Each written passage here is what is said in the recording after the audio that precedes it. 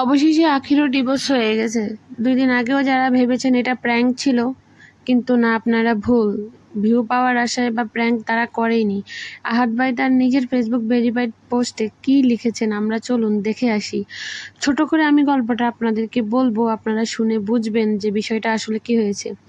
ভেবেছিলাম চুপ থাকবো, কিন্তু না, বাড়াবাড়ি হচ্ছে। তিশা আর আখির মধ্যে পার্থক্য কি জানেন? তিশা কোনো বিপদে আমাকে ছেড়ে যায়নি, কিন্তু আখি আমার হাত ছেড়ে বিপদের দিনে চলে গেছে। হ্যাঁ, এটাই সত্যি। স্বামীর ভালোবাসা পেতেও না যোগ্যতা লাগে। আমার কাঁধে বর্তমানে 50 লাখ টাকা ঋণ। সেই মুহূর্তে আখি চলে গেছে। কই, তিশা তো গেল না। যখন থেকে পেজে প্রবলেম তখন থেকে আখির মানসিক শান্তি নাই। এভাবে থাকতে পারবে না। যতদিন লাখ লাখ টাকা উড়েছে তখন ভালো লাগছে। শপিং এর জন্য টাকা কি তিশা একা খরচ করছে? গাড়িতে তিশা একা ঘুরছে? তাহলে ঋণ দেওয়ার বেলায় আখি পালালো কেন? তাও আমাকে না বলে। আমার সন্তান নিয়ে আমার বাসা থেকে চলে যায়। একটাবার আমাকে আক্স করার প্রয়োজন মনে করলো না। স্বামীকে এমনি এমনি। আমি এর আগেও কমেন্টে বলেছি আমি আখিকে কখনো খারাপ সময় পাশে পাইনি। আর এবারও সেম 50 লাখ টাকা ঋণ। বুঝতেছেন, আল্লাহ বাঁচার সব ঠিক হবে, কিন্তু আমার এই মনে দাগটা কি আসলে যাবে? আর যাদের বিশ্বাস হচ্ছে না আমার 50 লাখ টাকা ঋণ আছে, তারা মঞ্জুবাজার গাড়ির শোরুমে একটু যোগাযোগ করবেন, সত্যি মিথ্যাটা জেনে যাবেন। সেম যখন আলিশা এনআরসি ওটি মেয়েটা বাঁচবে কি বাঁচবে না আমরা জানতাম না। 7 লাখ টাকা বিল দিতে হয়েছে, তখন আখিরে পাশে পাইনি।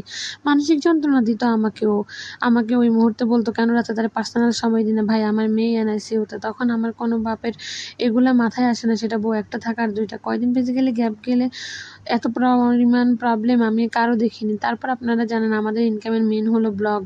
শিশু হসপিটালে বসে ব্লগ দিতে বাধ্য হয়েছে, তাও আখি এইটুকু সাপোর্ট দেয়নি যে কয়দিন ব্লগ আখি বানাক, তিশু একটু রেস্টে থাকবে। আমি হসপিটাল চালানোর জন্য ইভেন্ট করতে পারিনি, বাট তিশু সাপোর্ট দিয়েছে আমাকে। সেলাই নিয়েও ব্লগ দিচ্ছে হসপিটাল থাকাকালীন। আপনাদের কি মনে হয় আনন্দে দিচ্ছে? টাকার জন্য দিচ্ছে, বাধ্য হয়ে দিচ্ছে। কিন্তু তখন আখির উচিত ছিল আমাদের পাশে থাকা, আমি মনে করি।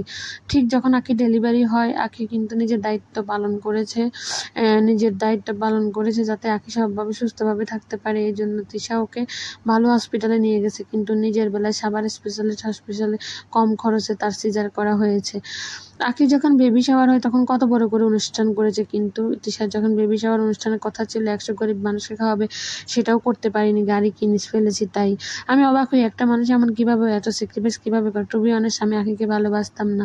তিশা আমাকে বাধ্য করতো ভালোবাসার জন্য। বিয়ের পর তিশা আমাকে খাইয়ে দিত না, আখিকে দিত চান্সটা যাতে আখি আমার বন্ডিং ভালো হয়। দিনের পর দিন তিশা আমাকে আলাদা রুমে পাঠাতো আখির কাছে সম্পর্ক ভালো করার জন্য। আমি পারিনি, আমি ব্যর্থ, আমি খারাপ, আখিকে ভালোবাসতে পারিনি। আমার বইয়ের জিদ আমি বিয়ে করাটা ভুল হয়েছে। আমি পারবো না ওর মতো করে কাউকে ভালোবাসতে। এই কথাটা কিন্তু আমি বিয়ের আগে আখিকে বলেছিলাম, বাট সময়ের সাথে সাথে মানুষ অনেক কিছু বলে যায়। যাই হোক, আখির কোনো দোষ নেই, আমি ওটা ভালোবাসতে পারি না, আমি ব্যর্থ। সে তার মতো থাকুক, কিন্তু আমার ছেলেকে যাতে আমাকে পায়, আমি যাতে ওকে পাই, সেই ব্যবস্থাটা যেন হয়, এটাই আমি রিকোয়েস্ট। তিশু মানুষের জন্য অনেক কান্না করে, আমারও কষ্ট হয়, কারণ আমি বাবা। এর আগে আখি আমার সন্তান রেখে 1 রাত বাসার বাইরে ছিল। ওই দিন আমি মেনে নিতে চাইছিলাম না, কিন্তু তৃষা আমাকে বুঝিয়ে মানাই নিয়েছে। অনেক শুনেছি ত্রিশুর কথা, আর না। এই লাস্ট কবে থেকে কক্সবাজার যেতে চাচ্ছি ত্রিশুকে নিয়ে, কিন্তু ত্রিশু এত ঋণের প্রেশার আর পারছিলাম না, কাজে মনোযোগী হতে পারছিলাম না। কিন্তু ত্রিশু আখিকে যারা যাবে না, কত বুঝালাম তুমি বড়, তুমি আগে যাও, তারপর আখিকে নিয়ে যাবো। না, সে আখিকে নিয়ে যাবে। যাই হোক, আমি বাসা থেকে বেরিয়েছিলাম, একটু গাড়ির কাজ ছিল করার জন্য। এসে দেখি ত্রিশু আখি নাই, আয়াসকে নিয়ে চলে গেছে। যার ত্রিশুর যে পরিস্থিতি ছিল তার না বলি, ওরে আল্লাহ বাঁচাই, আমার কাছে দিছে, আমি আর কারোর জন্য ওরে হারাতে চাই না। জাস্ট একটা কথা বলবো, যেভাবে আখি গেছে ত্রিশু হলে কখনোই যেতে পারতো না। বাচ্চাটা হওয়ার পরে একই ভাবছে আমি এবার যা বলবে তা শুনবো। এর আগেও প্লেট আলাদা করতে চেয়েছে, কিন্তু ওর মা বাবা দেয়নি। কেন দেয়নি জানি না, আমি এর কোনো আনসার পাইনি। তো আসলে আমি মূলত একটা কথা বলতে চাই, ভাইয়া তার ফেসবুক পেজে এত পরিমাণ। তো আমি সবশেষে একটা কথাই বলতে চাই, তিশা, আহাদ আর আখির গল্পটা অন্য কোনো মোড় নিবে কিনা আসলেই আমরা জানি না। আদৌ ডিভোর্স হয়েছে কিনা এই ধরনের কোনো কাগজপত্র বা এই ধরনের কোনো লিগেল পোস্ট এখনো পাওয়া যায়নি। তবে এইটুকু বলতে পারি, ওদের গল্পটা মনে হয় এখানেই শেষ। ওদের হয়তো এবার আলাদা হয়ে যাবে ওরা সবাই। তো যাই হোক দেখতে থাকুন।